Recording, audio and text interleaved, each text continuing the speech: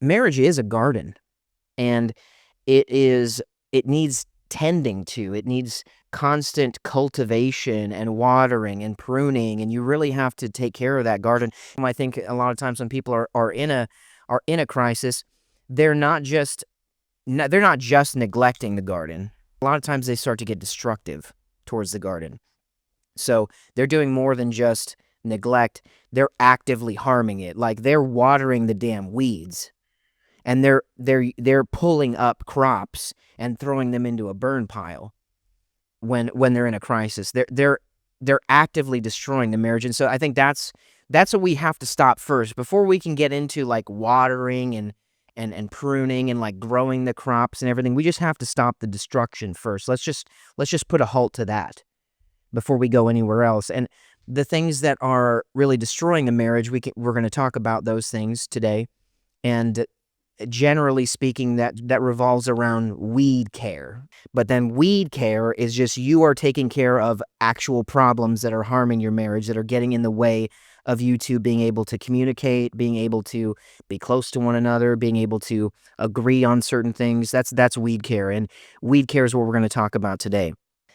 The problem is that a lot of these people who are out there who are in a crisis, they are seeking help, and they're looking for advice and answers, and all that they're finding online or on books and that kind of thing is just these general guides for marriage. Like, that's not what these people need right now. They don't need the 5 love languages, as good as that book is, and I still highly recommend it. But if you're in a crisis, just learning about, does your spouse prefer physical touch over quality time, that kind of thing. Like, I just need to know how to not kill myself right now. Like, that's kind of what a lot of people are thinking, when they're in the midst of a crisis like this. I just need to know, how do I get my head above water, and how do I stop these fires and these weeds from destroying us, and how do we survive this? That's just a totally different question than what kind of love does my spouse respond best to. That's or what kind of attachment style do they have? I mean, there's books on that. There's books on all these different topics that are great and wonderful books when you're not on fire, when your house is not burning down. When it comes to weed care, that really takes there's really 2 important aspects of weed care that we're going to get into, and that is boundaries and conflict resolution. And so today we're going to tackle boundaries. I want to start by talking about the power of boundaries. A lot of people want to be free to do whatever they think they want to do in the moment, but what they're not realizing is that boundaries are not necessarily some kind of restriction that restricts your freedom. Boundaries are freedom. Boundaries give you the freedom to live a life that is, where you're free of the vices. Like, so you don't want any boundaries, so you want me to just give you the freedom to be a slave to that addiction, right?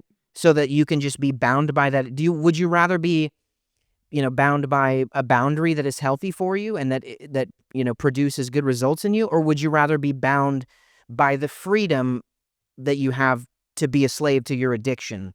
Like, what are we talking about here? No, that's not a good option. And boundaries are not restricting. Boundaries are not a cage. Boundaries are freedom. Right. Or do we not want to give our kids any boundaries because we just want them to be free and be themselves? But then they're a brat and nobody likes them, and they resent us when they grow up. And they don't have any friends. They don't have anybody around them. And they're having difficulty at school because they have issues with authority, and then they can't get a job when they grow up, and yada yada. Boundaries are important. If Olivia's being bratty, you sit her down and talk to her and you're like, listen. You're right. You're not a brat. Yeah. But you're kind of acting like one right now. Except I don't say kind of. I say, you're not a brat, but you are acting like a brat right now. Yeah. I don't like it. I don't want this behavior to continue. Right. Yeah. And it's like, and you're so sweet. You're so adorable and funny. Like, why are you doing this thing? Yeah. Basically. And right. so you're better than this. Yeah. Mm-hmm. And that reminds me of just the same way you talk to the kids. Yeah. And I mean, I'm telling them, like, I believe in you. I know you can do better than this. You just need to listen to your conscience and stop just acting out in selfishness and being rude to your sister or doing whatever it is that you're doing. Yeah. You're right. Yeah. That is, kind of a tactic that I've learned, from trial and error and from prayer and just figuring out how to talk to someone who's having a problem. Like, yeah, you want to appeal to their strengths and say, look, you do have this weakness, but your strengths are better, and I know you could do better. I think you can overcome this. We all have our own weaknesses, and those weaknesses need boundaries. My weaknesses need boundaries, and you and I both know this. I have a tendency to be lazy and unproductive, and I'm just not good with maintaining a to-do list and tasks and things, and I can just waste a lot of time, and you won't put up with it, and you get on to me about it, and you hold me accountable to my goals. And I'm just what I'm trying to get at is that I have weaknesses, and I also appreciate the boundaries that we've set up around my weaknesses, because the parts of me that I don't like are not allowed to thrive, and vice versa. You have, for instance, like we talked about before, you're a lot more volatile than I am because of the household that I was raised in. So I decided I don't ever want to be an angry person. I don't ever want to raise my voice. And, you have that problem more often than I do. And I set up that boundary that anytime that's happening, it's like, no, we're not doing that. Like, you're not going to talk to me with anger and disrespect. Like, we're not doing that. If you need to take a break or whatever, that's fine. We could talk about it later, but we're not going to have a discussion where we're yelling at each other and that kind. We're not doing it. We're not going to do that. And you appreciate it. And then in the end, we get a lot more accomplished. Well, it's not even productive, like, No. when I have that mindset anyway. So if we just operate within the boundaries, everything goes so much smoother. So I just want to define boundaries exactly. And I want to define exactly what we're talking about here. And the best way to define it, again, is with a great story. And so I have a story about some really great friends of ours, and we will just call them, I have a name written down for them, Jane and Jim. We'll call them Jane and Jim. Jane is, she is such an amazing person. She's so lovely, and she's such a character. Just kind of a kind of cool thing to talk about in reference to them is we went to their wedding. So they've been together for a really long time. And, they were, kind of married, whatever, but they eventually did have a wedding, and we got to go to that. And it was a lovely event. We had a great time. They got married on Halloween, and so everybody was dressed up in all their Halloween costumes. I think I was just like a soldier guy, and you were a cat. Yeah. And it was awesome. And we were sitting in the audience, watching the event go on, and I noticed that the whole front row was empty, and I thought that was kind of weird.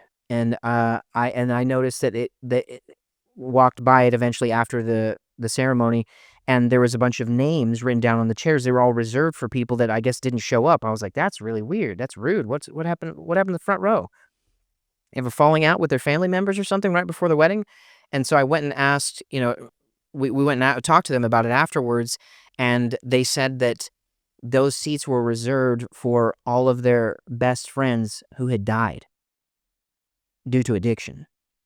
They had like an entire front row. I want to say it was like 10 or 12 people that were close to them that had died because of their addiction to their drug, which is crazy. And that's really where those two should have been. They should have been in the same boat, in those empty seats. They would have been. They would have been if it weren't for boundaries. Yeah, I mean, if you want to tell kind of the boundaries that helped them to get out of that. Jane got pregnant, and so she knew that she had to get clean so that her baby would be healthy, but also so that she wouldn't go to prison. Because obviously, when your baby tests positive for meth, you automatically lose them, and there's charges involved and everything. So in order for that not to happen, she had to be in a program where she was going to be clean and held accountable and everything in order to keep her child. Well,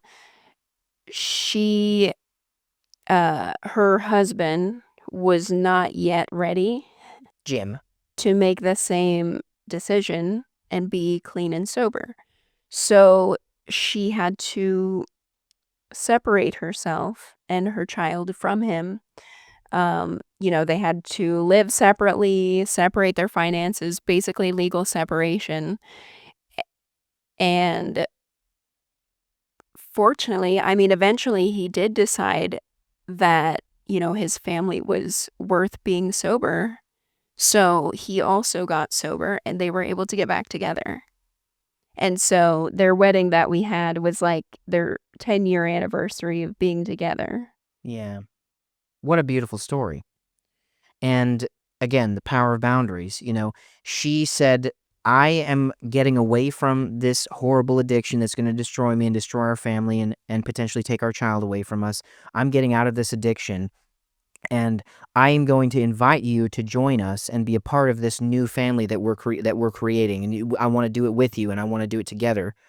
But it is a family that is drug free. And if you're still going to pursue that addiction, you can't be a part of this family.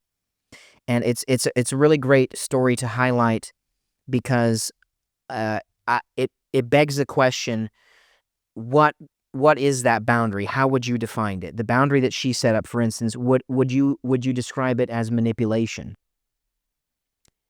No, I mean, she wasn't trying to bend him to her will, Right. like, and, for a selfish reason. No. Basically, she was providing for safety and then making an invitation like, I want you to join us. But obviously, this behavior is not safe. Right. So if you want to join us, you have to Get clean. Yeah. Yeah. And the difference is exactly that. She was not giving him an ultimatum for personal gain. She was not trying to coerce him into submission to her will out of some misplaced or misguided attempt to gain something personally. She was doing it for the whole family, and that is the defining factor of boundaries, is that boundaries are good for everyone. Boundaries are not just good for the person who set up the boundary. The boundaries are good for the person who set it up and for the person who is supposed to adhere to the boundary. It's good for both of them. Boundaries are not selfish. Boundaries are very selfless and very humble. Boundaries are not manipulation or coercion or anything like that, because really it is an invitation. Like you said, boundaries are not a closed door. They are a bridge. They're an invitation. They're saying, this is the kind of family that I want to have. This is the kind of relationship that I want to have with you, whether it's a friendship, a marriage, even a relationship with like a coworker or something. This is the kind of relationship that I am comfortable with. This is the kind of relationship that I want to have with you. And I would love to have this kind of relationship with you. I want you to join me in this. And please do. It's a bridge. It's not a door. And boundaries, like the way that you go about setting them, it could easily turn into manipulation and coercion, depending on how you approach it. I think that's a good stopping point for us today. Thanks for being with us, folks. We'll see you in the next one.